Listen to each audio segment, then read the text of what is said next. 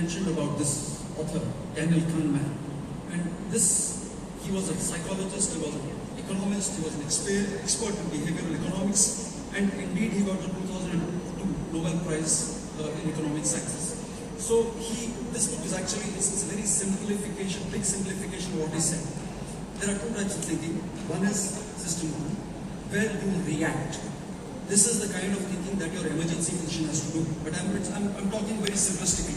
Please don't take me at face value. But there is another type of thinking called system two, where you have to do a very calibrated amount of thinking to understand the complexities of what has been thrown at you in order that you take the correct decision. So you are beset with biases. And there are about 180 known biases in medicine which are surrounding us on a daily basis. And we'll keep this for another time. We won't talk about that. But we have to navigate. We have to find a way to navigate through the confusion. So there are two types of critical thinking. One is called deductive thinking, where you start at the bottom.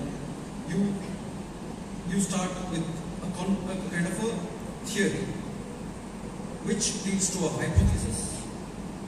There's no marker, there's no pointer. So there is a theory first, which leads to a hypothesis, which leads to an observation, which leads to confirmation. On the other hand, in inductive thinking, you start with an observation. You make some observation somewhere. Then you observe a pattern in your observation. This leads to a hypothesis, and that leads to a theory. So they both go in opposite directions.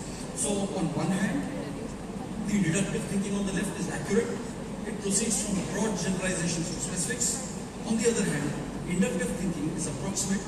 It proceeds from specifics to broad generalizations. But deductive thinking is seldom wrong. You have to understand.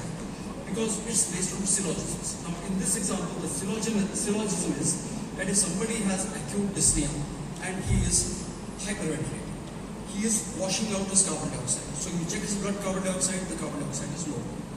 On the other hand, if somebody has respiratory muscle fatigue, he is breathing slowly. The carbon dioxide is not getting washed out, and the carbon dioxide level in the blood increases. So these are two syllogisms. Now, if you have a person who's got acute dyspnea and his carbon dioxide is high, based on the two syllogisms, you can say that this person with acute dyspnea is developing respiratory muscle fatigue. Are you with me? Now, syllogisms can be wrong, and no disrespect to Ashok, I could find a different name.